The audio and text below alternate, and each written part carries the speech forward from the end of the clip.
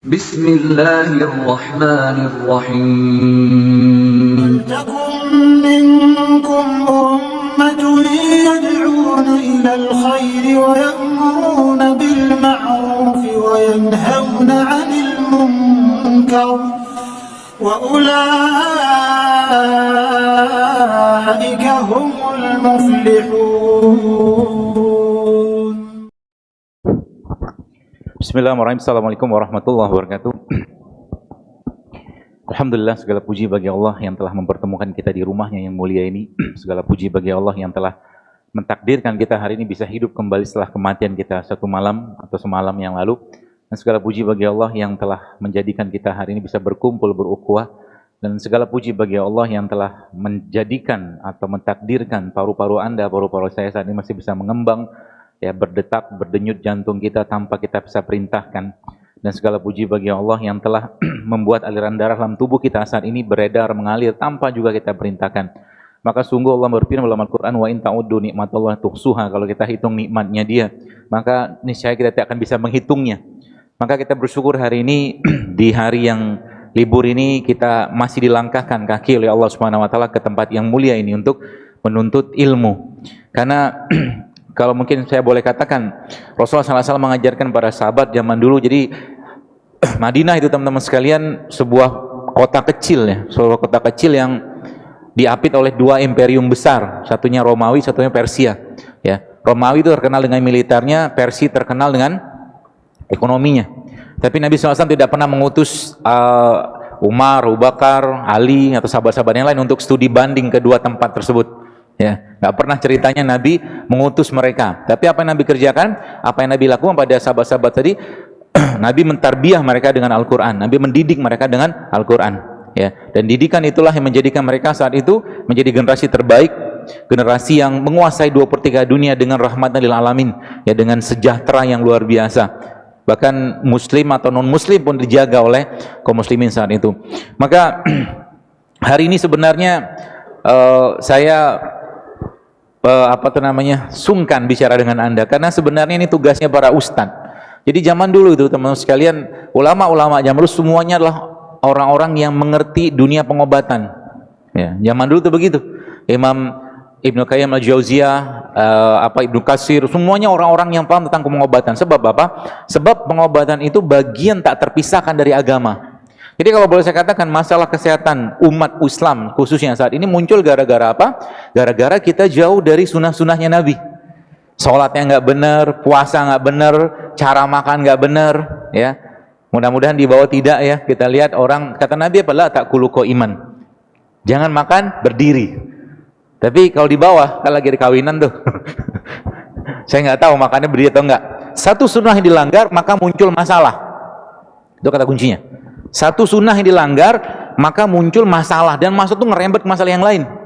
Contoh aja, Nabi katakan jangan makan dengan menggunakan tangan kiri, karena setan itu makan dengan tangan kirinya. Itu langgar aja, maka behavior kita akan berubah. Ya, makan yang berdiri itu apalagi kalau dibahas panjang lah itu, ya. Tapi kita nggak bahas itu. Judulnya kan hari tentang Ramadan. Bagaimana Ramadan jadi bulan detox kalau bahasa saya. 11 bulan udah nyampah, cukup lah. 11 bulan cirek, cilong, ya, cirek, cilok, gorengan udah penuh masuk, mie instan sudah masuk, cukup. Ya, saya kira mungkin bulan ini jadi insya Allah kita semoga Allah sampaikan ke Ramadan nanti, jadi bulan pembersihan, benar-benar bulan pembersihan. Supaya apa? Supaya kita bisa mendapatkan badan yang luar biasa perfect. Jadi teman-teman sekalian, kalau kita baca dalam Al-Quran, Allah Subhanahu wa taala sudah sampaikan, manusia itu diciptakan Allah untuk apa? Untuk dua hal. Wa ma khalaqtul jinna wa insa illa liya'budun. Jadi Allah ciptakan manusia, pertama dia sebagai Abdullah, sebagai hamba Allah. Yang pertama kan itu. Yang kedua apa? Sebagai khalifah fil ard. Ya, khalifah itu Anda bayangkan sosok khalifah gitu, ya. Khalifah yang gagah, yang perkasa. Kalau perempuan mungkin khalifah wati lah, ya. Istrinya khalifah gitu kan.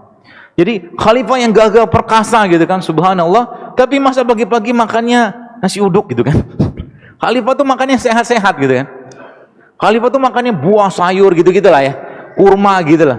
Ya. Jadi saya tidak melarang Anda makan nasi uduk. Enggak. Ya, tapi nanti saya ceritakan, teman-teman yang sudah follow saya biasa sudah tahu tuh, ya, kenapa saya melarang Anda makan nasi, ya, tiap hari. Ya. Ada beberapa yang memang saya larang ya, bukan saya mengatakan berhenti total, bukan, tapi kita kembalikan kepada konsep nasi itu fungsinya buat apa gitu kan. Ya kalau kita ngerti ini maka insya Allah badan kita tuh ajibnya luar biasa ya.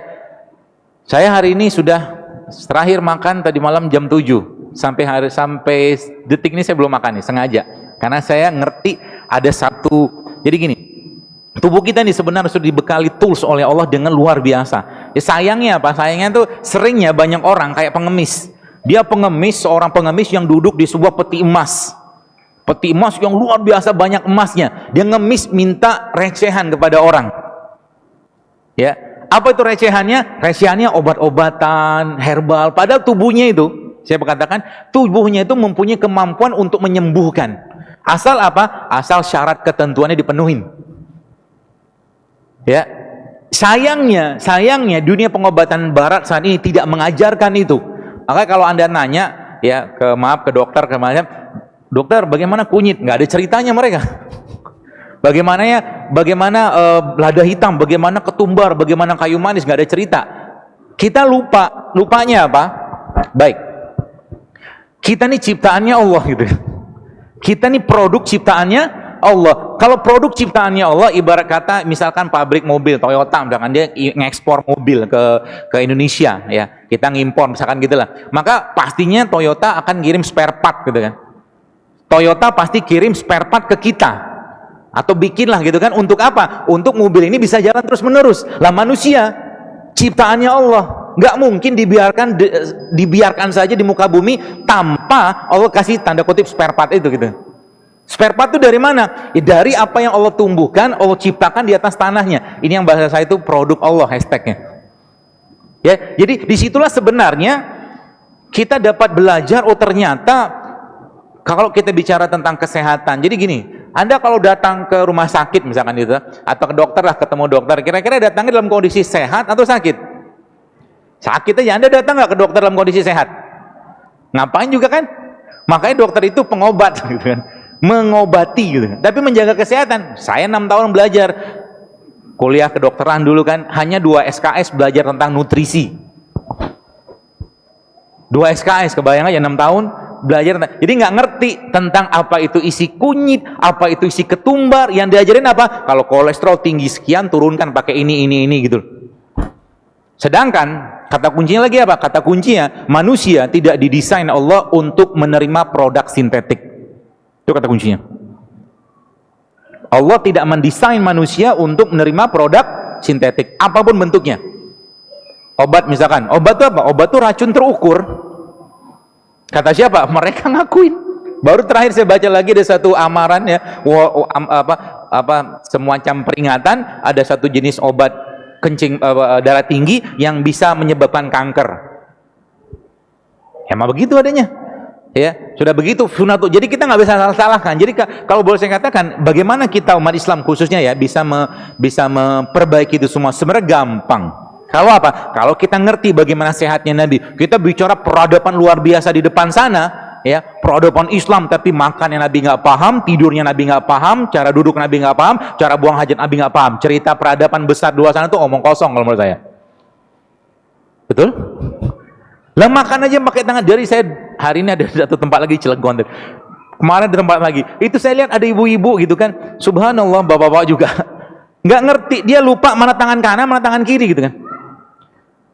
Lupa mana tangan kanan, mana tangan kiri. Saya bilang jangan makan pakai tangan kiri. Masih aja pakai tangan kiri. Terus saya bilang ini tangan kanan. Saya bilang ini tangan kiri gitu. Paham maksudnya? Saking kebiasaan yang luar biasa teman-teman sekalian. Ya, kalau bahasa saya itu kalau seandainya Rasulullah ada di sini sekarang melihat kita, kira-kira Nabi seneng nggak dengan kita sekarang? Atau justru malah Nabi nangis lihat umatnya? Diajak puasa susahnya minta ampun. Nabi SAW adalah sosok yang luar biasa. Jarang, bahkan saya katakan Nabi bertanya pada Aisyah, ya Aisyah hari ini ada makan nggak? Nggak ada. Kalau gitu aku berpuasa, kata Nabi kan gitu. Apa yang terjadi? 63 tahun usia Nabi SAW ketika beliau wafat hanya 20 buah ubannya. 63 tahun. Uban itu tanda apa? Uban itu tanda penuaan. Kan gitu. Jadi ini baru 30 tahun sudah bejibun tuh uban. Ya. Dan apalagi zaman sekarang banyak fenomena, saya katakan fenomena aging atau penuaan yang kita nggak sadar itu. Baik, bagaimana saya akan jelaskan ini supaya Bapak Ibu sekalian bisa bisa memahaminya. Baik, Anda mungkin ingat kira-kira sekitar berapa ya? 23 tahun yang lalu lah. Anak perempuan zaman dulu 23 tahun lalu itu biasanya mensnya umur SMP kelas 1 kelas 2. Sekarang kelas 3 SD udah mens loh. Kenapa bisa kayak begitu? Karena bahan bakar yang masuk dalam badannya sampah semua. Apa yang terjadi? Baik, ceritakan gini lah. Semua yang tidak alami yang masuk dalam badan kita ini teman-teman sekalian, itu akan menyebabkan aging atau penuaan. Bahasa kerennya missing electron. Dan semua produk Allah itu elektron supplier. Makanya saya pernah tulis di IG saya katakan saya tidak kultus herbal. Kenapa? Semua produk Allah itu Anda makan aja semuanya. Bahkan durian itu makan sak-sak bijinya. Oh iya, ada penelitiannya, ada. Durian itu bijinya mengandung kolagen. Kolagen itu fungsinya apa? Dia elektron supplier. Makanya saya katakan sanurihim ayatina fil afaq, saya katakan. Wa fi anfusihim hatta yatabayyana lahum annahu, kami akan perlihatkan tanda-tanda kebesaran kami di segenap penjuru langit dan pada diri mereka sendiri sehingga jelaslah bahwa Al-Qur'an adalah benar. Dan menariknya apa? Allah Subhanahu wa taala dengan kasih sayang yang luar biasa menjadikan kita apa? Sering kalinya saya temukan orang-orang dalam satu rumah dikasih Allah penyakit dan subhanallahnya itu obat yang Allah berikan tuh ada di depan rumahnya. Begitu kasih sayang Allah sama kita. Supaya apa? Supaya bisa menjalankan peran sebagai apa? Khalifah dan Abdullah. Tiba-tiba depan rumahnya ada pohon mengkudu. Pohon mengkudu tuh daunnya, akarnya, batangnya semua bermanfaat. Di belakang rumahnya ada pohon misalkan mangga aja daunnya bisa dipakai. Subhanallah. Jadi di sekitar, jadi gini, itulah spare part yang sebenarnya sudah Allah berikan untuk kita. Tapi sayangnya manusia zaman sekarang mikirnya kita ini buatan pabrik. Itu sayangnya. Sehingga apa? Batuk pilek sedikit, lupa dengan jahe, lupa dengan kayu manis, lupa dengan cengkeh. Baru saja minum kunyit sebentar, langsung ngomong, nanti bubuknya kena ginjal. Kan gitu kan? Padahal ini bikinan siapa? Allah yang bikin, kunyit Allah yang bikin. Baru mereka bikin namanya kurkumin. Kurkumin diisolasi sama pabrik, ya, sama orang-orang pabrik itu kemudian diisolasi. Baik, saya katakan ini. Semua produknya Allah, teman-teman sekalian, yang diciptakan berasal dari tanah dan mendapatkan sinar matahari pasti berpasangan. Kuncinya itu aja. Ketika dia diambil diisolasi kan kunyit-kunyit itu isinya apa? Ada kurkuminnya. Apa yang terjadi? Kalau ada orang isolasi kunyit, kurkuminnya aja, meskipun dia isolasi dengan bahan alami dari kunyitnya, tetap akan ada missing elektronnya. Artinya apa? Kalau mau minum kunyit, kalau mau dapat kurkumin, makan kunyitnya semua. Kalau mau dapat likopen, jangan makan likopen, makan tomatnya semua. Paham ya? Karena dia punya teman-temannya di situ. Ketika diisolasi, maka wassama arafa'a wa wada'al mizan kalau bahasa saya. Dia nggak seimbang lagi udah. Nah, itu yang dibikin. Makanya nggak ada ceritanya. Mohon maaf kalau saya katakan orang mau dapat sehat minum vitamin sintetik, nggak ada. Vitamin sintetik, vitamin itu dari mana? Ini vitamin.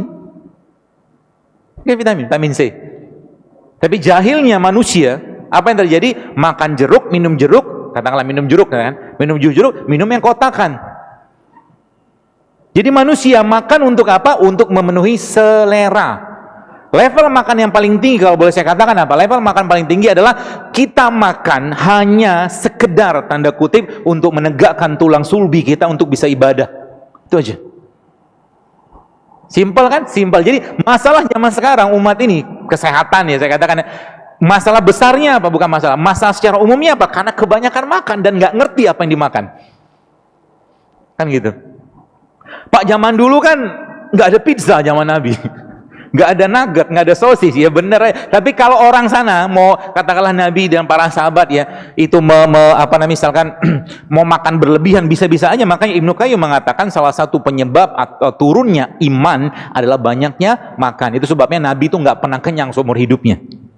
Itu clue penting tuh. Nabi nggak pernah kenyang seumur hidup. Jadi artinya apa? Kalau Anda mau sehat mulai sekarang jangan banyak makan. Kok bisa? Ya, jadi kalau bilang makan 3 kali sehari itu kalau boleh saya katakan keliru. Makan tuh kapan? Ya waktu lapar aja makan. Selesai kajiannya. Ya baik, karena judulnya Ramadan, maka kita cerita sedikit nanti tentang Ramadan. Jadi kondisi kita zaman sekarang teman-teman sekalian, kelihatan terlalu banyaknya makanan-makanan yang bukan lagi makan, tapi food like substance. Dia itu sebenarnya substansi yang dikatakan makanan. Kalau Anda pengen makan protein, kan itu? Atau mungkin Anda pengen makan apa? Karbohidrat, ya jangan makan keripik dalam kemasan gitu kan. Makanlah apa? Ya buah, ada sayur gitu lah kurang lebih. Dan tubuh kita ini tidak bisa dikotak-kotakan. Jadi kalau ada orang tanya, dokter apa obat kolesterol? Pertanyaan ini aja sudah salah. Kok bisa? Tubuh kita tuh dibikin Allah satu bagian tuh berhubungan semua. Makanya kalau saya tanya, kalau saya ada orang tanya sama saya obat kolesterol apa? Saya kasih yang menang banyak, mau nggak? Mau. Apa itu? 8 plus 3 plus B. Apa itu 8? Puasa Senin Kamis 2 kali 4, 8. 3-nya puasa Aimul Bid, B-nya apa? Berbekam. Turun tuh kolesterol. Setuju nggak? Tapi susahnya orang lapar sebentar sudah ngomel minta ampun. Asin sebentar makanan sudah ngomel. Kapan mau sehatnya kita? Ya. Apalagi yang terjadi apa? Banyak orang lebih memuaskan rasa daripada gizi dari makanan. Ya, nah, ini masalah sebenarnya ya. Apalagi mungkin teman-teman saya cerita sedikit. Kita dulu ingat ada satu proses, ya, proses di mana proses di alam namanya apa? Fotosintesis. Masih ingat? Fotosintesis itu menghasilkan apa? Ini nggak usah ingat juga nggak apa-apa lah. Nggak penting ini, ngapal Quran aja lebih bagus. Fotosintesis akan menghasilkan oksigen, kan gitu. Ada cahaya, ada hidrogen transfer, ada elektron, semua ada energi. Yang akan dapat energinya siapa? Nih, beliau ini. Di sini ada energinya matahari, di sini ada nutrisinya tanah. Paham ya? Dan saya tanya, manusia diciptakan Allah dari apa? Dari tanah. Baru ingat? Apa? Sudah lama ingatnya, cuma lupa. Ya. Kalau udah lama ingatnya, maka kembalikan unsurnya pada tanah. Itu sebabnya gini. Saya kasih tahu sedikit. Sains hanya menjelaskan. Sains itu hanya menjelaskan. Apa-apa yang Allah sampaikan dalam Al-Quran dan hadis itu pasti mutlak benar. Sains hanya menjelaskan, bukan membuktikan. Kalau saya punya pemahaman gitu. Sebab kalau bahasanya kita sains itu membuktikan, nanti kalau nggak sesuai dengan Al-Quran dan hadis, siapa yang mau dipercaya? Gitu lah. Misalkan Nabi katakan, asyifa'u fi salasatin syarbatil asal. Madu itu, kesembuhan itu daripada madu. Maka dalam madu ada kesembuhan yang Allah dan Rasul janjikan. Mau bilang ada sains kek, mau ada sains kek, kami udah percaya bahwa madu itu ada kesembuhan. Makanya ketika lagi minum madu, jangan cuma sekedar minum, minta dan tagih janji Allah dalam madu tadi gitu teman-teman. Paham ya? Dan ini kita sering lupa. Bahkan doanya kalau sakit-sakit, doanya diubah mulai sekarang. Ya, doanya kalau lagi sakit, doanya diubah. Nanti Allah kasih petunjuk. Doanya diubah gimana? Ya Allah, aku adalah produk ciptaanmu, ya Allah. Maka penyakit ini pun adalah berasal dari Engkau, ya Allah. Maka aku telah menzolimi diriku selama ini, bla bla bla bla bla. Dan akhirnya kasih tahu di ujungnya nanti. Maka berikan aku petunjuk apa produk yang kau ciptakan di atas tanahmu yang bisa mengobati dan menyembuhkan penyakitku ini dengan mudah dan murah. Nanti Allah kasih petunjuk, tiba-tiba ketemu daun ini, gitu ceritanya. Itu yang dibilangin pengobatan tradisional. Siapa yang duluan perasaan? Conventional medicine ini saya katakan, saya tidak anti sih, cuman kadang-kadang agak bingung aja. Barulah 100 tahun ini muncul. Dari zaman dulu bapak nenek moyang kita makan kunyit, makan temulawak, makan ini sehat-sehat aja tuh mereka. Betul nggak? Ya sekarang kita malah ketakutan, malah jauh dari begituan. Ya. Kemarin saya ada posting tentang kuaci. Kalau Anda lihat kuaci mana kuaci? Saya bawa kuaci nggak? Banyak jualannya saya. Kenapa dia bawa beginian? Biar ingat. Kayaknya ada kuaci, tapi bukan bahasanya kuaci. Ini kuaci. Kuaci itu kan biji bunga matahari kan? Oh bukan ini berarti. Alah. Ini dia. Nih. Kalau Anda yang baca di tulisan di IG tentang seed cycling, itu subhanallah luar biasa. Ya, kenapa luar biasa? Karena dalam dua benda ini ada estrogen, ada progesteronnya. Dalam dua benda ini. Dan yang luar biasa lagi apa? Saya kasih tips awal dulu. Nanti Ramadannya kita bahas setelah ini. Teman-teman mungkin pernah, bukan pernah, nggak pernah juga nggak apa-apa sih.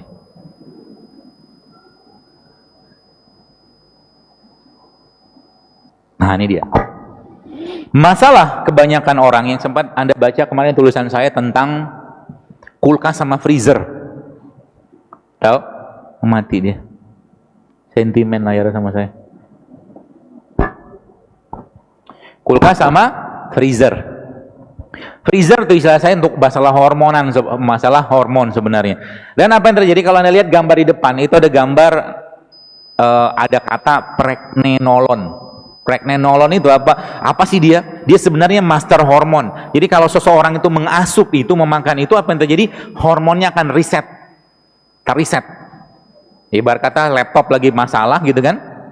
Anda tekan tombol startnya agak lama, maka dia akan restart ulang. Nah, begitu lagi. Dan itu ada pada apa coba? Ada yang tahu? Black cumin, habatus sauda.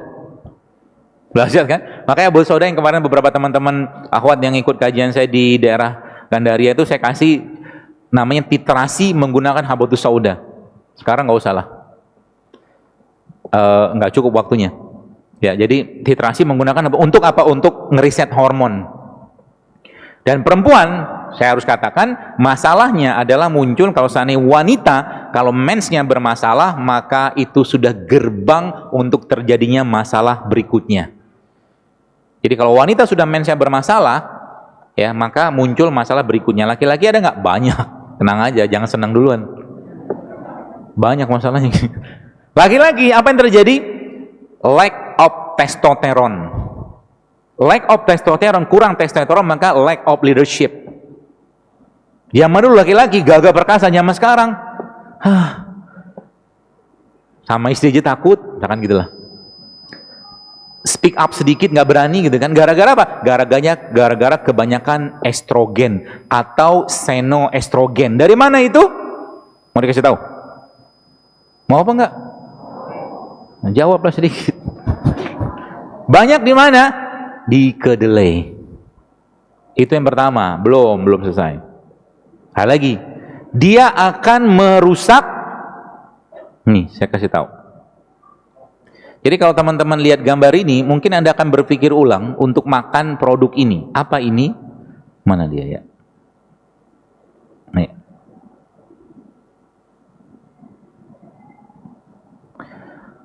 Ada satu penyakit sebenarnya yang sekarang ini banyak orang nggak sadar. Namanya apa? Leaky gut. Leaky gut itu, ini nggak dipelajari di dunia kedokteran ya. Nggak ada ceritanya. Leaky gut itu apa? Bahan atau bagian yang ada pada usus itu keluar masuk ke dalam pembuluh darah. Dan penyebab leaky gut itu jadi awalnya usus tuh pilih-pilihnya tight itu ketat-ketat. Gara-gara bahan ini, apa yang terjadi kemudian? Rusak semua sistem yang ada pada usus dan bahkan mau kanker kek, mau autoimun kek bisa muncul gara-gara itu. Penyebabnya siapa? Tersangkanya ada dua. Satunya produk tepung. Satu lagi apa? Produk berbasiskan susu. Tersangkanya tuh. Jadi Anda yang masih suka makan gorengan, ikan digoreng tuh. Belum lagi lemak transnya ya. Maka siapin duit banyak-banyak untuk berobat. Serius. Sedihnya lagi ketika Ramadan, takjilnya gorengan. Kapan kita mau sehat nih badan gitu kan? Boro-boro mau tarawih 23 rakaat, 11 rakaat, 2 rakaat pertama udah ngantuk. Isinya badannya karbo semua. Belum lagi cerita ketika buka dikasih apa? Teh manis. Gula pasir musuh selanjutnya di usus. La ilaha illallah.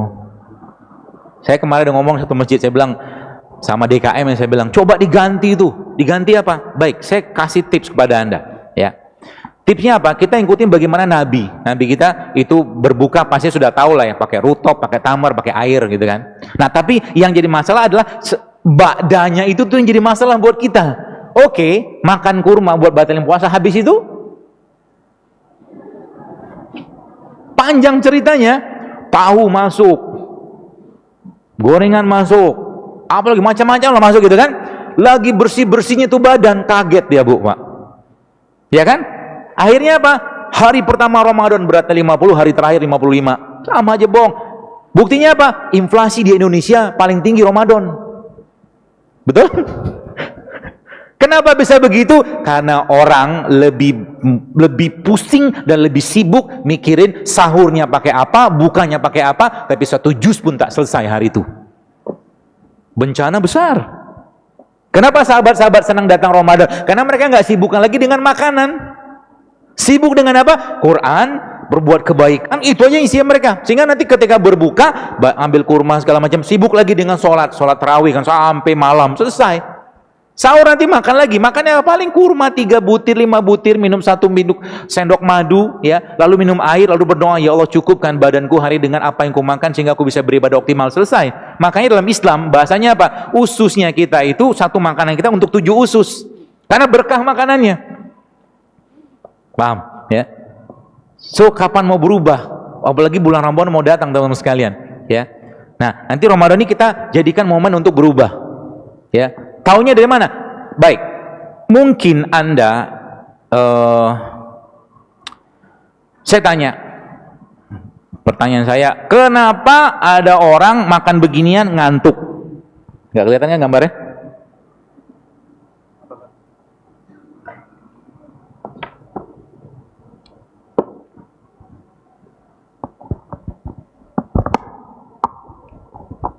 Itunya kabelnya.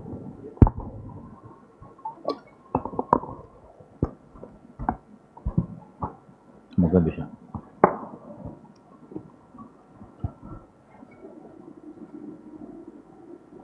Haha, ini dia. Favorit gue nih. Kita akan belajar dari makanan ini. Saya tanya, kenapa orang habis makan ini ngantuk? Isinya apa itu? Hai, nasi padang, udah gitu aja lah. Susah bener. Isinya ada nasi. Baik, saya bawa nasi, kayak tukang sayur aja ya. Oh, ini dia nasi. Nasi, masalah nggak? Masalah. Beliau ini, kalau awalnya, kalau nasi biasa, nasi zaman dulu kalau orang tua gitu, ambil lahan, tuk, makan. Warnanya kuning, masih ada pembungkus kulitnya. Zaman sekarang, nasinya sudah miskin enzim, miskin nutrisi, sisa karbo doang. Gula doang. Makanya orang kena kencing manis biasa sama dokter dilarang makan nasi. Kenapa? Naikin gula darahnya cepet banget. Dan subhanallahnya luar biasa lagi apa teman-teman sekalian? Itu baru nasi, kita belum bahas yang lain. Di situ tuh. Subhanallahnya gini, Allah menciptakan malam tidur untuk kita untuk istirahat. Yang diistirahatkan apa sih? Enzim yang diistirahatkan badan kita, hormon, vitamin, semua diistirahatkan untuk apa? Untuk tubuh bisa membangun lagi atau mengolah. Jadi gini, kalau ada suatu makanan dimakan, kalau Anda lihat gambar tadi, yang gambar ada matahari tadi itu ya, gambar apa tuh namanya, mana dia? Nah, dia. Kalau Anda lihat gambar ini tadi, kan masih ingat tuh, ini di sini ketika seseorang makan makanan, harusnya makanan itu memberikan energi untuk dia. Kan gitu logikanya. Anda makan nasi, habis makan nasi bersemangat, dapat energi. Ini habis makan malah justru nggak ada energi. Artinya apa? Yang dimakan minus atau miskin gizinya, atau yang memakan itu orangnya miskin enzim. Itu aja. Sehingga apa? Tubuh kita kalau tidak ada dua hal tadi, apa yang terjadi? Dia akan shutdown, dia minta rehat dulu. Untuk apa? Bikin enzim. Makanya kalau ada Anda gini, Anda makan begitu kan ngantuk. Sekarang saya tanya, apakah Anda ngantuk juga habis makan rujak? Enggak loh. Habis makan rujak biasanya nggak ngantuk. Rujaknya mau nggak pedas, mau pedas nggak ngantuk. Kenapa? Karena buah masih banyak enzimnya. Paham ya? Gitu ya. Makanya Ramadan bulan untuk apa? Bulan untuk bersih-bersih kulkas, bersih-bersih freezer. Oh, maksudnya gitu lah. Glukosa masuk dalam tubuh kita teman-teman sekalian. Kalau nggak kepake diubah jadi glikogen. Glikogen kalau nggak kepake dia akan transform lagi di glikogen, dia akan disimpan di mana? Di otot, sel, otot gitulah. Kalau nggak kepake dia akan disimpan lagi di mana? Di liver. Dan kita nih sebagian besar, boleh saya katakan, kita tuh banyak cadangan energi nggak kepake, banyak cadangan energi nggak kepake. Taunya dari mana? Gampang. Pertama, kalau Anda dulu wajahnya begini, persegi, sekarang wajahnya seperti bulan rembulan, maka banyak cadangan energi nggak kepake. Itu yang pertama. Lalu yang kedua apa? Tinggal pegang pinggangnya. Kalau banyak lipatan di sana, nggak usah pegang-pegang sekarang lah. Kalau banyak lipatan di sana, artinya apa? Jangan lagi kasih kalori. Paham ya? Dan kalau Anda udah ngerti konsep ini, baik, saya kasih tahu. Nih, sebenarnya ini penutupannya, tapi nggak apa-apa lah. Kalau Anda ngerti konsep ini, teman-teman sekalian, Masya Allah, luar biasa. Anda akan lebih senang berpuasa daripada makan. Baik, kalau Anda lihat gambar di depan, pada 20 jam, by hour 20, your body is a fat burning machine. Kalau Anda sudah bisa menahan lapar, bukan makan ya, minum boleh ya. Menahan lapar sampai 20 jam, maka tubuh Anda akan berubah menjadi mesin pembakar lemak yang luar biasa. Dahsyat kan tubuh kita? Itu saya katakan harta karunnya.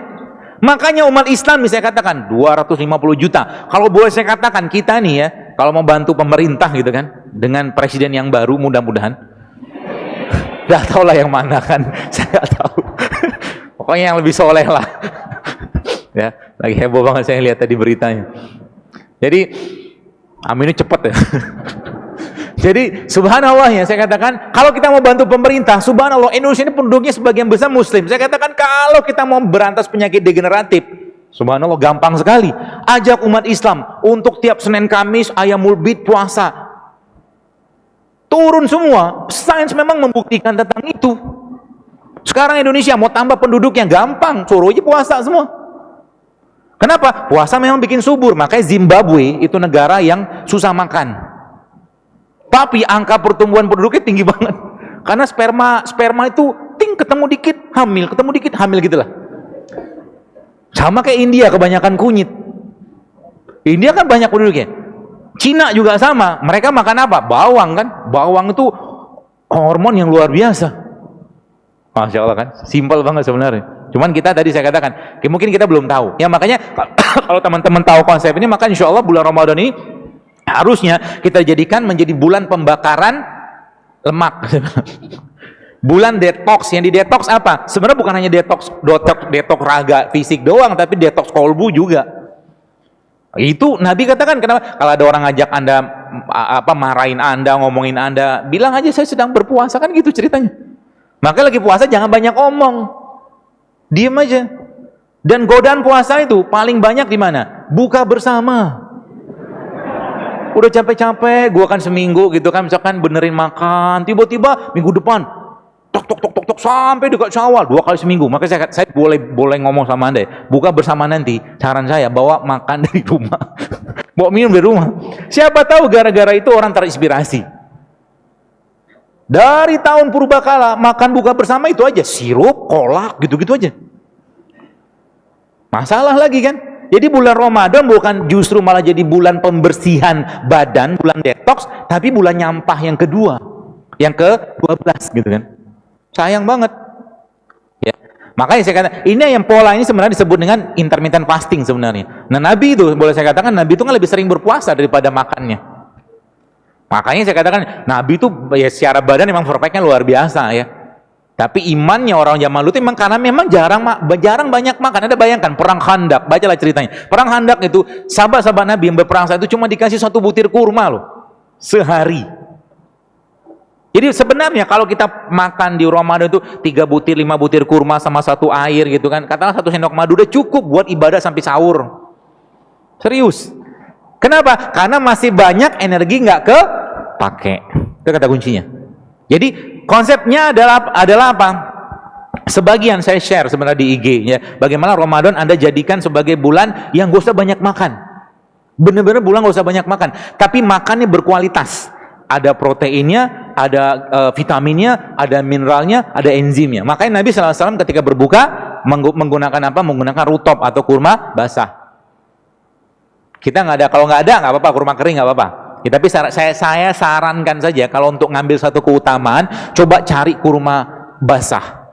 Jadi berbukanya nanti pakai kurma basah, karena itu masih full banget enzimnya.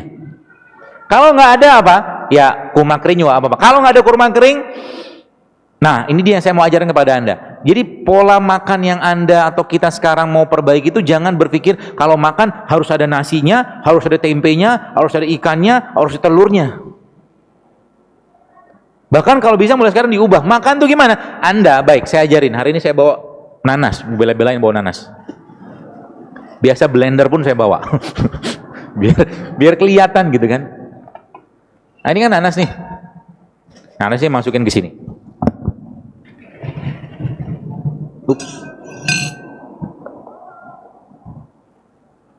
Lalu nanas ini, teman-teman sekalian, nanas ini saya kasih madu. Gak usah banyak-banyak, dikit aja, ya 1 sendok gitu kan. Setelah dikasih madu, ini bukan dia mau masak ya, mohon maaf. Saya akan kasih nanas ini garam. Garam apa? Garam yang masih jelas atau masih bagus. Jadi nggak ada kelirunya dengan garam sebenarnya, asal jangan garam refinasi. Saya barusan baca buku ini sekarang oleh dokter juga, dia katakan orang Amerika, dia cerita bahwa garam itu sebenarnya nggak ada masalahnya kalau garamnya nggak refinasi. Nah, masalahnya kayak sekarang, nasinya sudah nasi refinasi, garamnya refinasi, gulanya refinasi. Refinasi maksudnya apa? Dibuang, di bleaching, diolah gitu kan. Sehingga apa? Sisanya cuman nutrisi tertentu aja di situ. Nah, udah begini apa yang terjadi? Anda masukin garam ke sini. Aduk-aduk. Ya dirujak. Iya kan? Ceritanya begitulah. Tapi Anda makan begini, dosa banyak-banyak juga. Apa yang terjadi? Maka kulkas Anda lagi dibersihin. Paham ya? Kulkasnya lagi ini udah makan belum? Udah makan. Apalagi kalau Anda makan buah yang ada bijinya.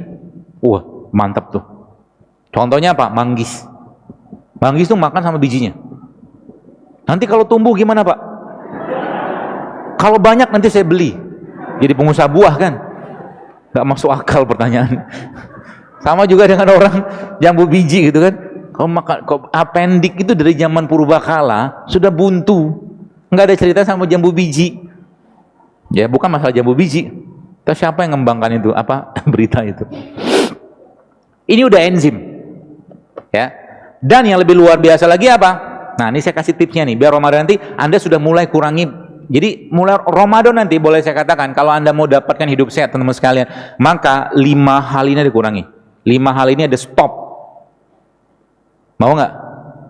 Yakin? Makanya Sya'ban, ya kayak Rajab nih. Sekarang Rajab sama Sya'ban. Rajab, maaf. Rajab sekarang ini kita jadikan momen untuk siap-siap ke Ramadan. Makanya Nabi SAW ketika Rajab, beliau sudah mulai banyak puasanya. Bahkan Aisyah mengatakan, aku bahkan nggak tahu hari yang Nabi nggak berpuasa karena kelihatan saben hari itu kayak berpuasa. Sampai begitu hadisnya. Ya. Apa yang perlu Anda kurangi selama Ramadan nanti? Pertama, semua produk berbasiskan tepung, stop. Semua produk berbasiskan tepung. Yang pertama itu, semua produk berbasiskan susu. Ya, hanya Ramadan saja, ya. Coba kita jadikan Ramadan itu bulan nyenengin badan kalau bahasa saya bilang. Kemudian yang ketiga apa? Semua produk yang berbasiskan minyak goreng. Kena semua kan? Makanya latihan mulai sekarang. Dan semua produk yang menggunakan gula, dan gula itu sendiri. Gula pasir ya. Udah berapa? 4 ya? Satu lagi. Masih siap? Siap. Yang terakhir, semua kurangi makan nasi putih. Insya Allah Anda tidak akan mati. Tenang aja. Ya. Ini kok hebohnya luar biasa. Biar kita nggak impor lagi nasi. Beras, maaf. Terus yang dimakan apa, Pak? Kan gitu ceritanya. Sebagian ada saya share. Kan judulnya kita butuh protein kan gitu kan? Kita butuh protein. Benar kita butuh protein, tapi tidak mesti protein hewan. Sekali-sekali kita nggak usah makan protein hewan dulu. Protein dari mana? Anda bisa dapatkan dari nabati kan gitu. Protein nabati kan banyak. Kalaulah Anda pengen makan protein, ya itu. Contohnya apa? Ya kacang-kacangan. Makanya saya pernah share, tapi belum di sini pasti belum. Namanya diet Abasa. Diet Abasa. Nah ini protein. Apa ini? Nggak kelihatan kan? Ya iya jauh. Ini kacang. Kacang apa? Kacang almond. Anda makan ini 7 butir waktu berbuka puasa. Sebelumnya makan kurma dulu kan? Tet gitu. Habis makan kurma, makan ini. Buah. Udah gitu, udah kenyang sebenarnya. Apalagi tambah dengan air. Udah kenyang. Kalau masih mau lagi, bolehlah makan kacang. Berapa banyak? 7 butir saja. Jangan happy duluan. Kan judulnya mau bongkar-bongkar badan ceritanya. 7 butir aja nggak usah banyak-banyak. Banyak pilihannya. Ya, kacang ini atau kacang walnut atau pistachio. Kacang kedelai boleh nggak? Jangan kedelai. Karena nanti Anda akan lebay. Yang perempuan kebanyakan estrogen, yang laki-laki kebanyakan estrogen. Jadi itulah seperti itulah. Ya. Cukup? Oh belum, kurang. Kalau kurang, apa yang harus Anda kerjakan? Nah, ini minumannya. Nah, ini yang tadi saya bilang itu. Kalau seandainya Ramadan tuh kurma berlimpah ruah gitu kan. Apa susahnya masjid bikin dispenser banyak, cemplungin kurma ke situ untuk orang berbuka pakai air rendaman kurma yang Nabi ajarin. Ya ini subhanallah efeknya luar biasa loh. Kan pernah saya bilang, kalau makan buah makanlah buah sama kulitnya sama bijinya. Kan nggak bisa. Caranya gimana? Misalkan ini kurma, maka kalau ini air rendaman kurma, maka Anda sedang makan kurma tanda kutip dengan buah dan bijinya kan gitu. Dan apa yang terjadi? Inilah proses difusi yang luar biasa. Anda akan terhidrasi luar biasa dan terhidrasi. Artinya apa? Airnya dapat, nutrisinya dapat. Dahsyat kan? Apalagi Indonesia kaya dengan rimpang-rimpangan. Jadi kalau Ramadan itu saya katakan bikin tuh infus water, jangan lagi teh manis. Setuju nggak? DKM-nya pelan banget. Setuju. Biar bisa berbuka sehat di Masjid Al-Azhar. Nanti kita promoin gitu. Ya, bikin kurma banyak. Terus apa lagi? Ini air dahsyat loh ini. Jadi kita tuh kalau makan produknya Allah, kalau bahasa saya, itu kita menang banyak loh. Menang banyaknya apa? Satu produk kayak begini isinya tuh luar biasa banyak. Ya. Jadi kalau contoh gini, misalkan di sini ada, sekarang hari ini saya bawa ketumbar. Ketumbar ini bukan hanya bermanfaat, katakanlah dia punya mineral, iya. Dia punya vitamin, iya. Tapi beyond that, di luar pada itu banyak lagi manfaatnya. Mari lihat kan di postingan saya di IG ada mbak-mbak, ibu-ibu cerita habis minum ini bapaknya yang ubannya jadi hitam kembali. Loh serius? Kalau Anda belum waktunya tua, dia akan reverse balik, Bu, Pak. Syaratnya apa? Jangan nyampah. Tubuh kita jadi berkata cleaning service lah, atau mungkin restoran malam-malam lagi mau tutup, ada kan pekerjanya tuh. Nah, pekerjanya ini harus Anda supply makanan yang benar. Siapa dia? Vitamin kita, hormon kita, enzim kita gitu. Letaknya di mana? Jadi begini-begini nih. Nih. Ada biji-bijian, begini. Ini Anda minum. Dia nanti dikasih dispenser banyak gitu kan. Ada air rendaman kurma, ada air rendaman kunyit, ada air rendaman cengkeh gitu kan. Oh, subur banget tuh rahimnya nanti. Habis Ramadan, nikahlah kalian belum nikah. Woi, dalam kemudian hamil ya. Gampang kan? Gitulah kurang lebih ya. Subhanallah. Dan itulah kasih sayangnya Allah kalau saya kan. Jadi Allah tahu gitu kan, untuk menjalani peran sebagai Abdullah dan Khalifah tadi ya kita harus makanan yang sehat dan tidak mahal. Apa mahalnya ini? Ini isinya apa? Jadi kunyit itu ketika Anda campurkan dengan merica, itu efek double-nya luar biasa. Kunyit akan teroptimasi kerjanya. Maka tadi malam nih saya bawa nih kunyit. Saya cemplungin kunyit, cuma 2 ruas kunyit dan tidak masalah. Ya, tidak ada masalah. Kunyit bisa bikin mandul. Iya, kalau minumnya seember. Ya kalau kunyit cuma 2 ruas kayak beginian gitu kan, kemarin ada mbak-mbak, ibu-ibu lah, saya nggak tahu tuh. Dok, ini saya bawa jurnal nih, dia bilang. Jurnal ini mengatakan minum kunyit katanya bikin mandul. Iya kalau banyak. Kan tadi ayat dibacakan di depan tadi kan, wa kulu washrabu wala tusrifu, jangan berlebihan. Ya, jangan berlebihan. Semua kalau berlebihan jadi masalah. Ya. Semua yang Allah ciptakan tidak ada masalah sebenarnya. Contoh apa? Pete itu bagus nggak? Bagus, makan aja. Jangan banyak-banyak. 3 butir, 2 butir, kalau suka.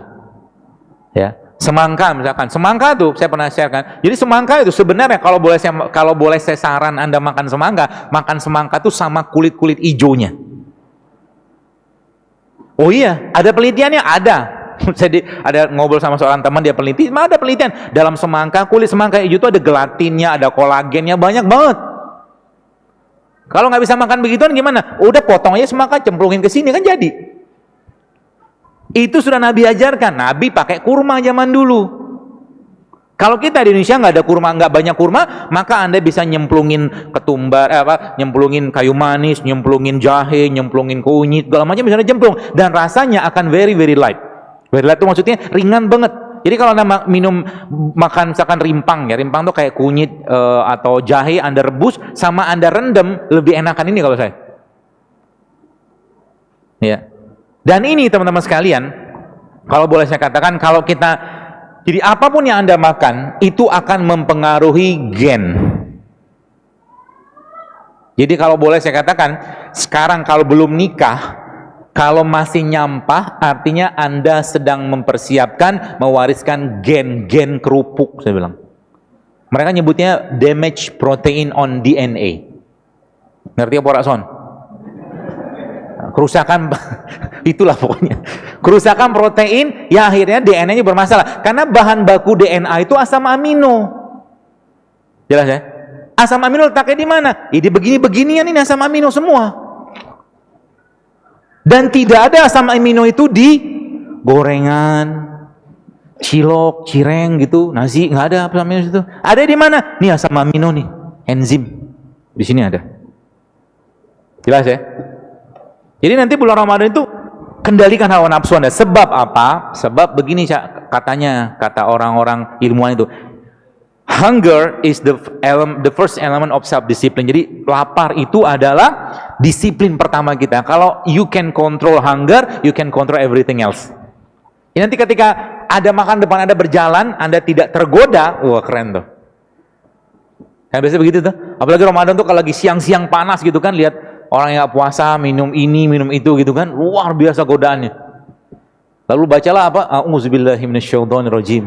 Termasuk juga nanti waktu iftar. Ketika cendol lewat, a'udzubillahi minasyaitonirrajim. Ketika sirup, kolang-kaling tuh sehat, rumput laut tuh sehat, tapi jangan kasih sirup. Sirupnya nggak sehat.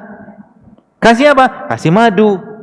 Kalau nggak ada madu, ya gula aren lebih bagus. Kalau nggak apa, udah makan gitu aja. Kolang-kaling sama rumput lautnya Anda campur sama gula aren, gula aren, bukan gula merah ya. Gula aren atau gula kelapa itu jauh lebih sehat daripada makan kolang-kaling sama rumput laut pakai sirup.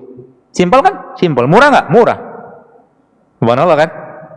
Jadi kita dapat enzimnya, dapat protein. Apalagi kolang-kaling itu, subhanallah. Kolang-kaling itu, kolang. Dia pernah saya share kalau salah di IG saya. Kolang-kaling itu tinggi kolagen loh. Kolagen itu fungsi apa? Elektron supplier. Rumput laut juga luar biasa, bagus. Ya. Dan itu semua ya sebenarnya ada di sekitar kita teman-teman sekalian. Tinggal kita kita optimalkan saja sebenarnya ya. Seperti itu. Nah, jadi itulah yang saya katakan obat. Bukan kita bicara tentang tubuh kita ini sebenarnya ketika Ramadan Anda ngerjakan ini, sebenarnya efeknya apa? Sehat itu cuma efek samping dari sebuah ketaatan. Keren kan? Sehat itu hanya sebuah efek samping dari sebuah ketaatan. Muslim atau mukmin harus sehat. Kalau dia melaksanakan ketaatan. 5 menit lagi, kata panitia. Alhamdulillah. Minum dulu lah, pembicara minum dulu.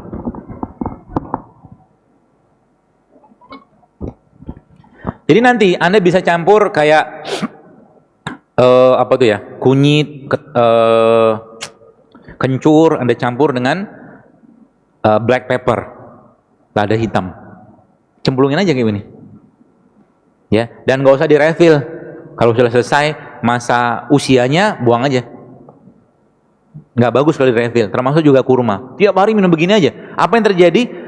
Tubuh Anda akan kebanjiran vitamin, mineral, semua kebanjiran di sini.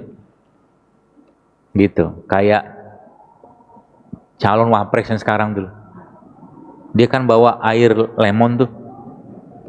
Itu nggak usah dibahas. Ya. Baik, itu ya teman-teman sekalian ya. Jadi itu caranya. Jadi itu salah satu yang kita bisa aktifkan. Dan terakhir, nah ini dia nih.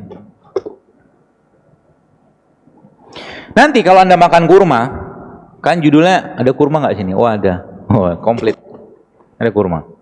Kalau Anda makan kurma, Nabi SAW biasa makan kurma dengan semangka. Kenapa? Sains ternyata menjelaskan bahwa ternyata Fa atau besi yang ada pada kurma ini itu terikat dengan sangat sempurna dan bisa meningkatkan fungsi Fa itu ketika dia ketemu sama vitamin C. Maka makanlah kurma dengan semangka atau jeruk. Kan tinggi itu vitamin C-nya. Atau apa lagi? Biar Anda kuat tulang-tulangnya, habis Anda makan kurma, Anda ngapain? Anda minum peresan jeruk nipis sama madu. Wah, you are strong man lah. Minum itu. Vitamin C dapat, enzim dapat, semua dapat. Dan perkasa luar biasa. Kenapa? Ada besi di sini. Kuat kita nanti. Dan jangan berlebihan. Termasuk ibu-ibu yang mau hamil atau sedang hamil, makan kurma boleh nggak? Boleh. Tiap hari. Tapi hanya 7 butir cukup. Nggak usah lebih. Kita masih butuh energi nggak? Masih butuh. Kita butuh protein. Protein kita dapat dari mana? Dari beliau ini. Ini minyak. Minyak apa? Ini minyak zaitun. Minyak zaitun ini barulah sains ternyata menjelaskan dia mengandung namanya MUFA. MUFA itu medium unsaturated fatty acid. Salah satu minyak terbaik yang bisa digunakan untuk meningkatkan fungsi jantung, membagi kolesterol ada pada zaitun. Sehingga nanti apa? Ketika malam mau tidur minumlah zaitun 1 sendok makan. Ketika Anda bangun ketika sahur, jadi sahurnya gimana nanti Pak? Gampang. Sahurnya gimana? Anda minum infus kayak beginian, Anda makan kurma 3 butir, minum ini 1 botol. Bagus memang sudah dibatasin ya, biar nggak roaming. Minum ini 1 sendok makan, udah cukup buat energisnya. Habis itu ngapain? Doa banyak-banyak. Kan sahur harusnya banyak doa. Ya Allah, kuatkan aku hari untuk beribadah, kuatkan baca Quran ya. Teman-teman kemarin ada lihat postingan saya tentang Ramadan nih. Kalau bisa jadikan Ramadan terbaik, paksain diri Anda. Kalau bisa 1 hari tembus 10 juz. Bisa nggak? Bisa, cuma butuh 5 jam kok. 1 juz itu kurang lebih setengah jam lah kalau Anda baca lancar. Katakanlah agak sedikit belepotan, 40 menit lah. 40 menit katakanlah kali 10 ya kurang lebih nggak ada 6 jam, 5-6 jam something lah cuman. Push yourself, sebab apa? Ibadah tuh kalau nggak dipaksain sampai bila-bila masa, kata orang Malaysia bilang, nggak bakal bisa. Sampai mati pun kalau kita nggak maksain tahajud, nggak bakal bisa. Serius. Sampai kapanpun kalau kita nggak maksain sholat duha, 12 rakaat, nggak bakal bisa. Serius. Ibadah tuh kudu dipaksain. Apalagi Ramadan, pahalanya luar biasa besar. Yang biasa sedekah sekarang 10.000, goceng gitu kan. Ramadan, paksain sedekah yang besar gitu kan. Apalagi kalau kita baca Al-Quran, minta sama Allah. Jadi ketika Anda baca Quran nanti, minta sama Allah, ya Allah, jika ada penyakit dalam badanku, dalam kolbuku, maka jadikan Al-Quran ini sebagai penyembuhnya. Itu janji Allah begitu.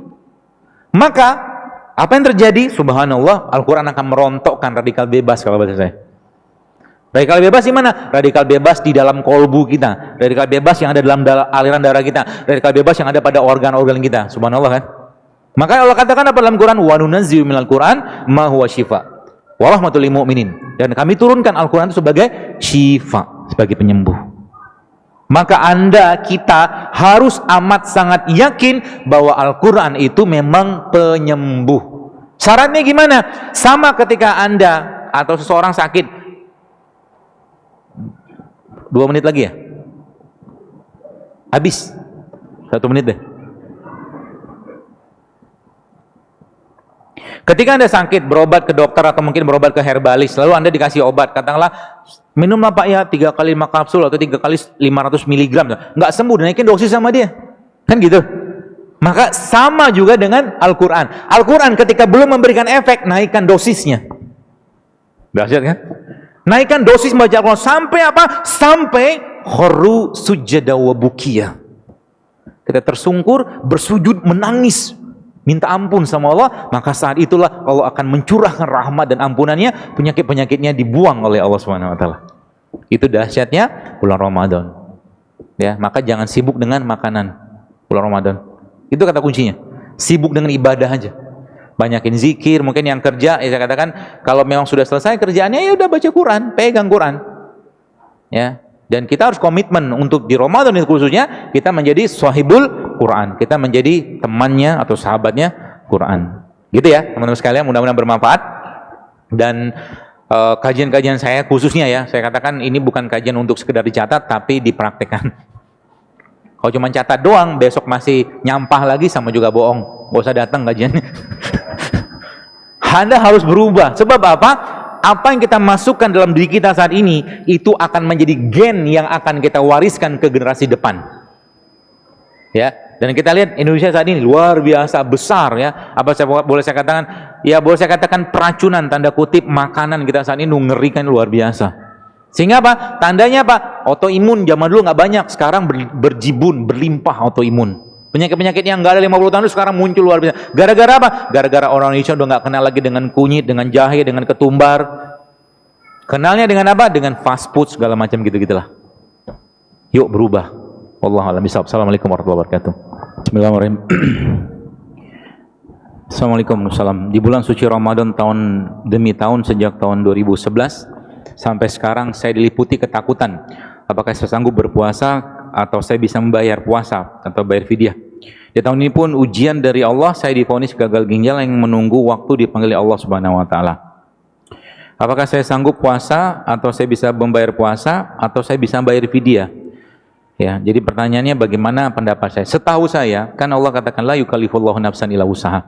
Fattaqullaha sumastata'tum. Kalau ada rukhsah, ambil rukhsahnya.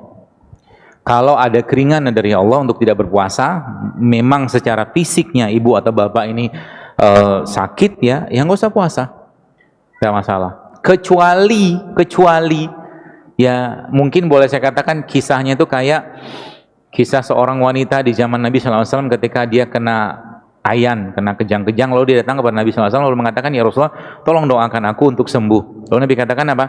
Baik, aku akan doakan kau, tapi aku kasih pilihan lain. Kalau mau bersabar dengan penyakit ini, maka Allah memberikan surga untukmu. Akhirnya wanita tadi memilih apa? Memilih yang kedua. Kalau gitu saya minta, saya mau bersabar saja. Tapi tolong doakan saya agar auratku tidak tersingkap ketika ayanku kambuh. Nah subhanallah wanita itu kemudian meninggal. Nah kalau katakanlah nih, saya tidak mengajarkan atau menyarankan ibu katakanlah untuk mempersiapkan, tapi mempersiapkan meninggal itu bagus. Ya, mempersiapkan meninggal. Tapi pertanyaan kita zolim nggak sama diri kita? Kalau ibu merasa bahwa, pertanyaan bagus banget ya. Kalau ibu merasa bahwa insya Allah saya menghadap Allah dalam kondisi berpuasa, maka puasa aja. Bismillah. Karena puasa itu memang bikin sehat sebenarnya. Itu bukan hadis. Puasa bikin sehat. Tapi kalau menurut ibu, ya secara ilham lah, kadang-kadang ibu minta petunjuk sama Allah, kayaknya saya nggak usah puasa deh, ya nggak usah puasa. Tergantung bagaimana ibu pengen. Dua-duanya sebenarnya kalau boleh saya katakan boleh-boleh aja. Cuman kalau kita dapat rukhsah, mendingan ambil rukhsahnya sehingga saya. Seperti ibu menyusui, ibu hamil, nggak usah puasa, ya lebih baik nggak usah puasa. Ustaz, apakah boleh makan ikan asin? Siapa yang melarang? Boleh, asal ikan asinnya bener ya. Ya, ikan asin bener maksudnya apa? Nggak pakai formalin, nggak pakai apa, boleh-boleh aja ikan asin, nggak masalah. Ya.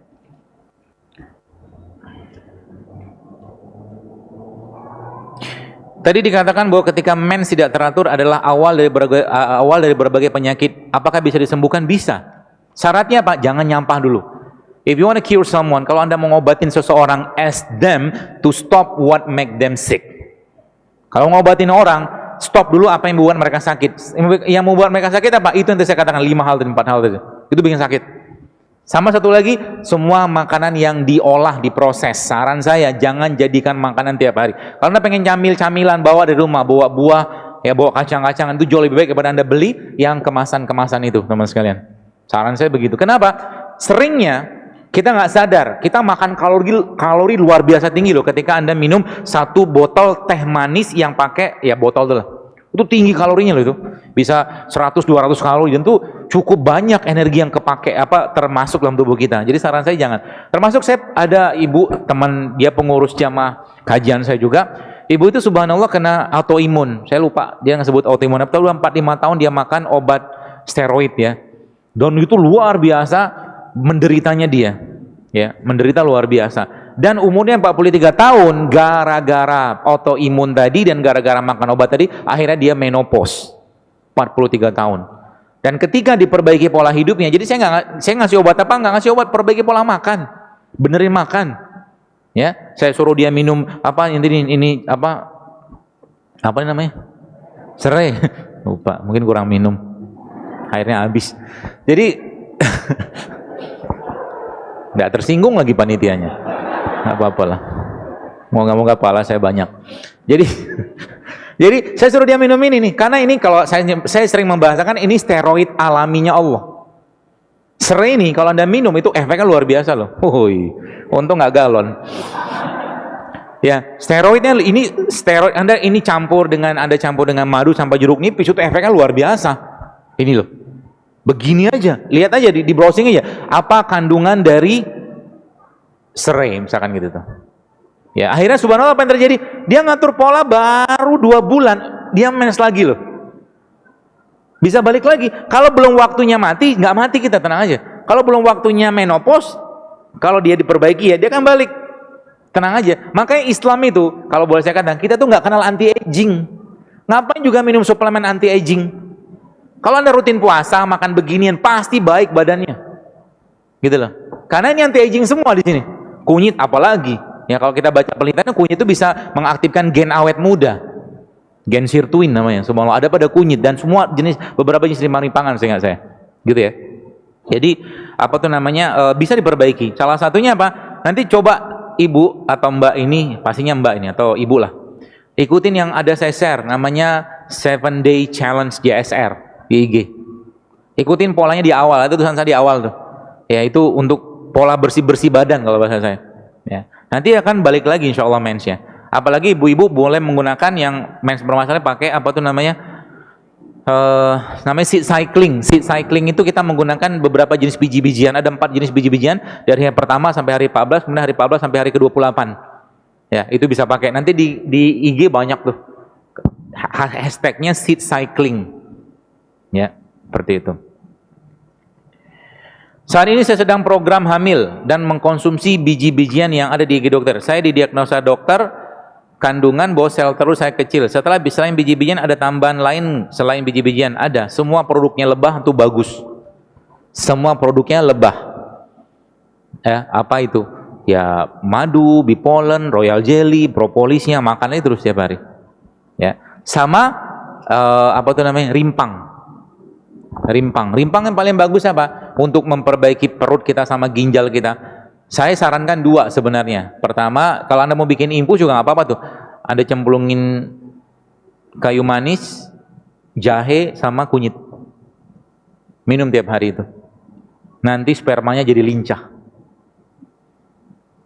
Gitu. Dan kalau Anda minum gitu sebenarnya apa yang terjadi kemudian? Terjadi kemudian nanti insya Allah sebenarnya tubuh akan nge-recover sendiri gitu. Ya, tubuh kita tuh bisa nge-recover sendiri kalau bahan bakarnya atau bahan bakunya cukup, itu kata kuncinya. Bahan baku dapat dari mana? Dari protein, dari vitamin, dari asam amino. Seperti itu, ya. Saya sudah nikah 2 tahun tapi belum hamil, sama ada riwayat operasi kista ovarium, padahal dari haid selalu lancar. Sarannya apa? Saya nggak tahu ibu ini makan apa ya, tapi besar kemungkinan sebagian besar masalah-masalah kehamilan, terutama kayak kista begini itu gara-gara, setahu saya sih, over estrogen. Over estrogen banyak dari mana? Salah satunya dari ayam potong. Ayam potong itu sekarang nggak disuntik, sudah pakai pakannya ada antibiotik, ada hormonnya di situ supaya bisa cepat dipanen. Normalnya ayam dipanen, karena saya dulu pernah ternak ayam, jadi tahu. 35 harian. Tapi ayam-ayam yang dikasih kayak gituan tuh 25 hari bisa panen. Tapi ada tapinya. Teman-teman pernah lihat ekosistem? Mana pernah tahu segitiga sistem? Zaman dulu kita SD SMP, yang paling tinggi siapa? Manusia. Pemangsa tertinggi. Dan ketika ada satu kelipatan, misalkan di produsen masuk produsen 1, produsen 2, produsen 3, produsen 4 gitulah.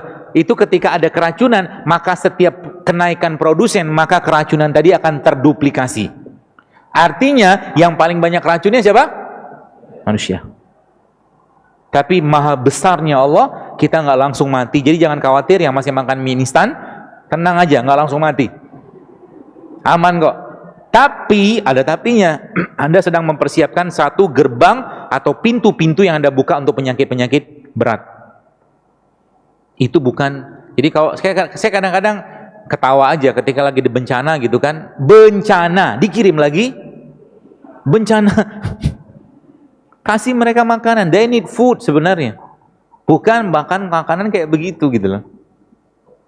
Dan sedihnya kita jadi makanan harian zaman sekarang. Ya. Jadi itu ya, ibu yang tanya ini. Dan ada hashtag saya di IG namanya resep wanita JSR.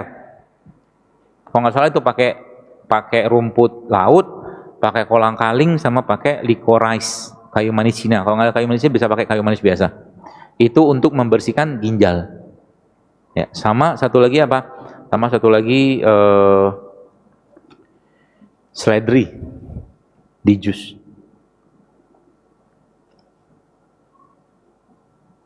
Produk Allah apa saja yang dapat membantu menyembuhkan leaky gut? Semua jenis bumbu. Semua jenis bumbu. Cengkeh, jahe, kayu manis, kapulaga. Pernah saya share waktu kan? Itu cemplungnya kayak bikin bumbu soto itu loh. Itu semuanya obat untuk leaky gut. Ya, catatannya apa? Jangan lagi masukin gluten sama dairy. Ya, leaky gut itu ya bisa disembuhkan dengan itu. Ya, dan yang paling luar biasa sebenarnya paling kalau kita sering nyebutnya the king of rimpang itu jahe sebenarnya. Ya, jahe sama kayu manis itu kalau berdasarkan Anda mulai rutinkan dalam jumlah kecil aja. Sama satu lagi habatus sauda, makan tiap hari.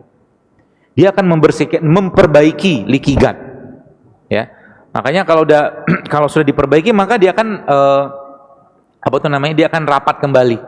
Jadi semua jenis bumbu, kapulaga, kayu manis, gitu-gitu.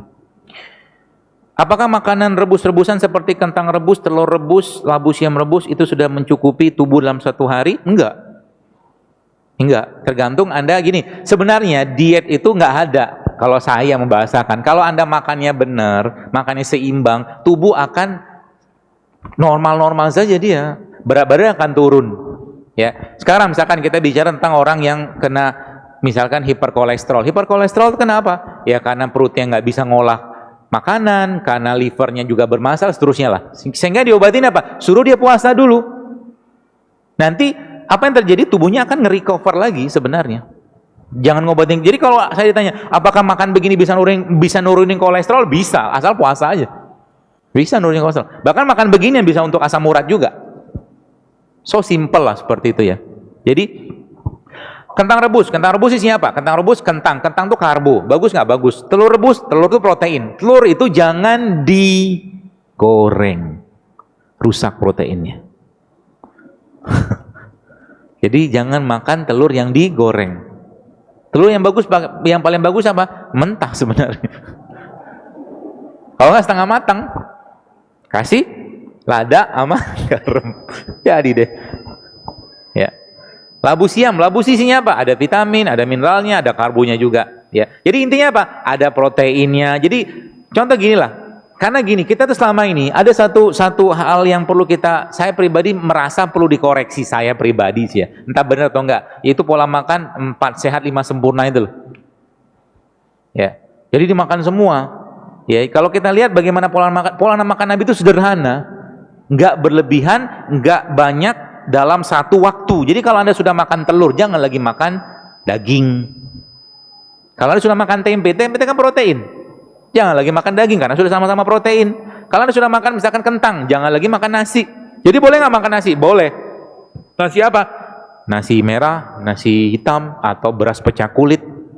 Nggak masalah, tapi jangan banyak. Karena kita sudah kebanyakan karbo. Jam 2:30 ya? Kok nggak ada yang gini-gini?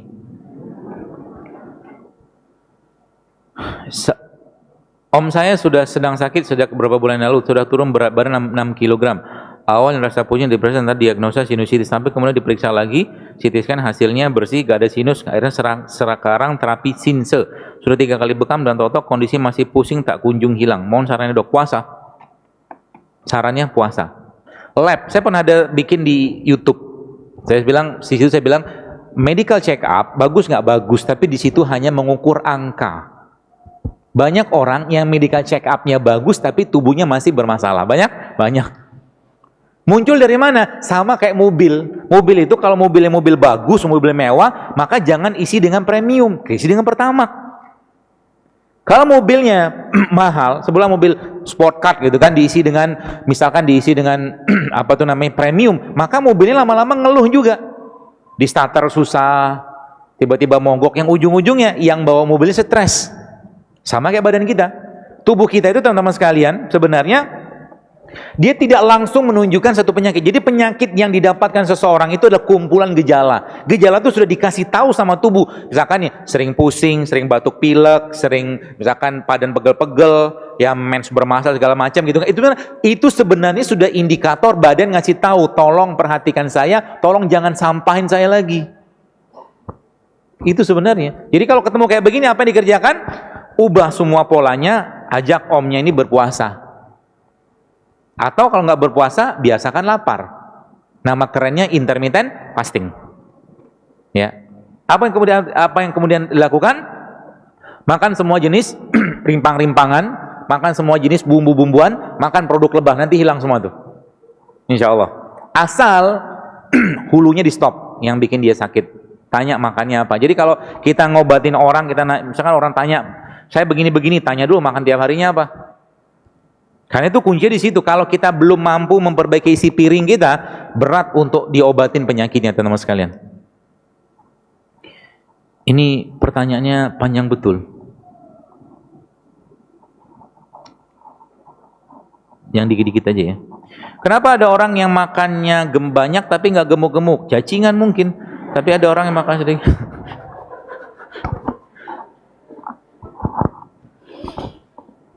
Kalau ada orang makannya banyak tapi nggak gemuk-gemuk, masalahnya di mana? Masalahnya ada di freezer. Masalahnya ada di hormon. Hormon tuh ngobatinnya gimana? Perbaiki hormonnya. Dengan cara apa? Kasih dia minyak. Kasih dia minyak dulu. Berapa lama? Saya biasa sarankan sekitar sebulan. Jadi dia makan minyak sama makan lemak yang baik. Contoh lemak yang baik apa? Minyak zaitun, alpukat, itu lemak yang baik. Makan selama sebulan, perbaiki. Dan kurangi karbonya. Ya, habis itu ngapain? Habis itu dia harus latihan beban kehidupan. Bukan. Latihan beban itu bukan pakai barbel ya. Latihan beban itu kayak plank, squat, push up, latihan beban itu. Sebab itu akan stimulus growth hormone. Growth hormone itu kalau dia muncul, maka yang terjadi apa? Dia akan makan sel-sel yang rusak, Masya Allah kan. Dan gerakan itu bisa Anda kerjakan kapan? Sholat. Sholat adalah gerakan stretching dan relax yang paling baik. Syaratnya apa? Solu kama ro'aitumuni usolli. Kalau muslim kita ya, teman-teman kita semua, kalau ngikutin bagaimana sujudnya Nabi, maka saya katakan niscaya tidak akan ada orang yang susah buang air besar. Caranya gimana? Teman-teman coba gini, nanti praktekkan, jangan sekarang. Waktu sholat. Sholat tuh kalau dikerjakan benar-benar, itu bisa bikin keringetan. Posisi tangan kita, posisi takbiratul ihram kita, posisi ruku kita, posisi sujud kita, itu subhanallah. Itu semua gerakan-gerakan narik, ngendurin, stretching, relax gitu lah. Termasuk, kenapa Nabi itu lama banget ruku dan sujudnya? Karena itu, kalau saya membahasakan saja ya, tapi kita tidak melakukan sholat untuk sehat. Ingat, kita melakukan semua amal ibadah karena perintah dan kewajiban. Sehat itu efek sampingnya saja. Itu kata kuncinya, jangan keliru. Puasa bikin sehat, betul, tapi kita tidak puasa untuk sehat. Kita puasa karena perintah Allah. Jadi sehat itu sebuah karunia saja dari Allah. Contoh misalkan kita bicara tentang apa tuh namanya? Ruku. Ruku, apa yang terjadi ketika ruku? Ketika orang ruku dengan ruku seperti rukunya Nabi, kata Nabi sallallahu alaihi wasallam, maka gelas itu, air letakkan di atas punggungnya, maka air itu tidak akan tumpah. Apa yang terjadi kalau begitu? Maka akan terjadi tarikan pada daerah betis, ya, betis, kemudian paha atas, paha bawah, sampai ke tulang belakang, sampai ke otak. Dan yang luar biasa lagi apa? Saat Anda lagi ruku, sujud, maaf, lagi sujud itu, coba nanti praktekkan, tahan nafas saat sujud. Tahan nafas, ambil nafas gitu kan, terus hembuskan pakai mulut. Itu namanya pernapasan diafragma. Itu canggih banget untuk memanjangkan nafas, mengembangkan paru-paru. Terus apa lagi? Waktu Anda ruku, waktu Anda sujud nanti, kaki belakang kan begini, secara sunnahnya dirapetin. Tapi paha Anda juga Anda rapetin. Tahan nafas dan tangan Anda begini, maka lihat nanti apa yang terjadi. Yang terjadi adalah core Anda akan ketarik, perut Anda akan tertarik, maka dia akan membantu membersihkan isi pencernaan kita. Kerasa tarikannya kalau sujudnya seperti itu. Masya Allah kan? Kalau sholatnya benar, ya, kalau sholatnya benar, ya, takbiratul ihramnya, kemudian kita bersedekapnya, kita rukunya, sujudnya, ikuti aja bagaimana Nabi mengajarkan itu semua. 5 menit lagi. Saya wanita, saya pria.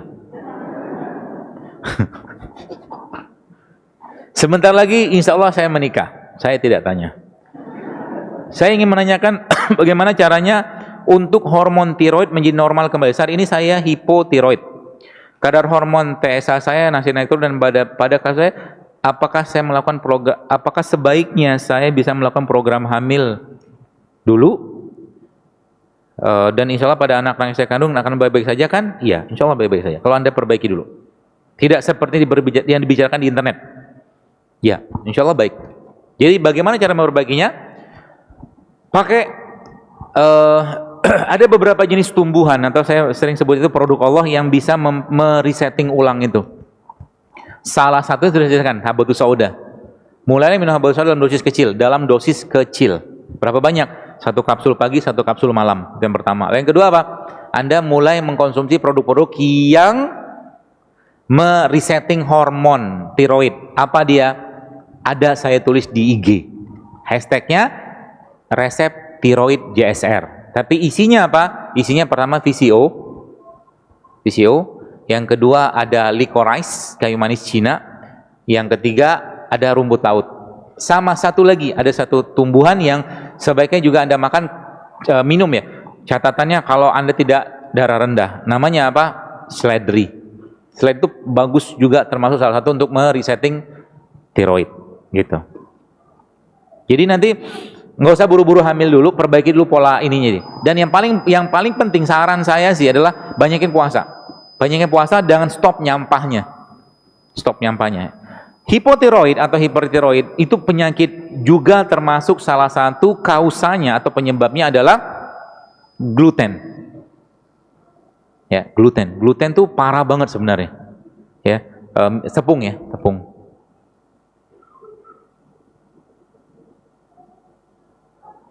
Dokter, saya mau tanya tentang essential oil yang tren saat ini. Bagaimana menurut dokter tentang oil tersebut yang belum ada sertifikat halalnya, walaupun bahan-bahan tumbuh-tumbuhan? Kuncinya adalah, kalau kunci kita bicara halal, maka kunci kita kembalikan pada hadis. Nabi mengatakan apa? Innal halalu bain wal haramu bain wa bainahuma mushtabihat. Halal itu jelas, haram itu jelas, di antara keduanya ada syubhat. Kalau ragu, tinggalin. Itu aja. Jadi kalau Anda mau pakai sesuatu dan Anda ragu, jangan pakai. Ya, tapi kalau Anda yakin, ya udah pakai aja. Bagus nggak? Bagus. Essential oil atau minyak-minyak volatil sebenarnya ada dalam, saya lupa kitab apa, tapi dalam salah satu kitab pengobatan Nabi ada. Dan memang disarankan untuk dipakai essential oil. Tapi essential oil sebenarnya nggak usah pusing-pusing. Ada cari aja minyak serai, minyak cengkeh, minyak jahe. Itu essential oil semua sebenarnya. Nah, itu yang dikembangkan di India, namanya Ayurveda. Jadi orang yang ibu yang tadi saja yang menopause awal itu, dia salah satunya dia melumuri badannya dengan minyak itu. Saya lupa minyak apa, Sehingga saya minyak essential oil lah seperti itu. Tapi kalau kita di Indonesia banyak kok sebenarnya minyak cengkeh, minyak nilam, ya itu kan essential oil semua sebenarnya. Makanya Universitas Brawijaya sekarang dia bikin Institut Asiri. Karena minyak asiri ini kalau boleh saya katakan dia harta karunnya Indonesia. Seluruh kosmetik, parfum pasti pakai minyak asiri. Ya, jadi kita bisa pakai, bisa. Ya. Buat diminum boleh nggak? Boleh. Termasuk untuk orang-orang yang lagi flu itu boleh pakai minyak asiri, minyak esensial salah satunya ya. Jadi bagaimana hukumnya jika menghirup uap dari minyak tersebut saat hidung tersumbat saat lagi puasa? Setahu saya dari hidung nggak masalah. Setahu saya. Saya tanya sama ustadz yang ahli fikihnya. Setahu saya nggak masalah kalau dari hidung. Apa jenis makanan pengganti DHA untuk otak dari jenis makanan yang ada di Indonesia? Pegagan, antanan. Tahu? Di browsing aja lah nanti. Dia mengandung DHA, ya. Dia mengandung, pokoknya dia vitamin buat otak lah. Pegagan atau antanan itu. Ya. Itu salah satunya. Ginkgo biloba juga sama. Itu juga dia buat otak. Kemudian apa lagi? Paling gampang, makanlah ikan teri. Itu omega 3-nya luar biasa. Dia satu kesatuan tuh. Omega 3, DHA, EPHA gitu kan. Dia satu urutan seingat saya. Jadi makan aja ikan. Ikan yang paling baik apa? Ya semua sih baik ya. Ikan kayak ikan gabus itu dia juga tinggi omega 3-nya. DHA juga tinggi ya. Bandeng juga sama. Seperti itu. Saya kira mungkin cukup. Panitia, cukup ya? Ya, alhamdulillah. Baik, mudah-mudahan ini menjadi saksi bahwa Anda pengen berubah, yang nggak kebaca.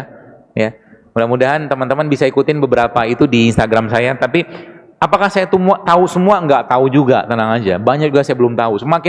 Semakin belajar, semakin merasa bodoh gitu loh. Ya, tapi ingatlah bahwa pasti ada. Jadi Allah mengatakan likulli da'in dawaun. Setiap penyakit itu pasti ada obatnya. Ya, dan Allah memberikan petunjuk kepada orang-orang ya tentang obat yang mau dimakan. Tapi ada orang yang belum diberi petunjuk, maka mintalah petunjuk sama Allah. Ya. Jadi dengan itu semua nanti insya Allah penyakitnya akan jauh lebih gampang. Dan dunia barat tidak mengenal bicara tentang hidup sehat. Islam sudah mengajarkan itu semua dari zaman dulu. Ya. Dan itu semua kata kuncinya ada apa? Ada pada Al-Quran dan hadis Nabi SAW. Maka pelajari itu baik-baik. Ya, jadi sehat itu hanya sekedar, boleh saya katakan hanya sekedar efek samping dari sebuah ketaatan kita kepada Allah Subhanahu wa taala. Mohon maaf kalau ada yang salah dapat saya sampaikan, kepada Allah saya mohon ampun dan kepada Rasul saya mohon maaf. Assalamualaikum warahmatullahi wabarakatuh. ولتكن منكم أمة يدعون إلى الخير ويأمرون بالمعروف وينهون عن المنكر وأولئك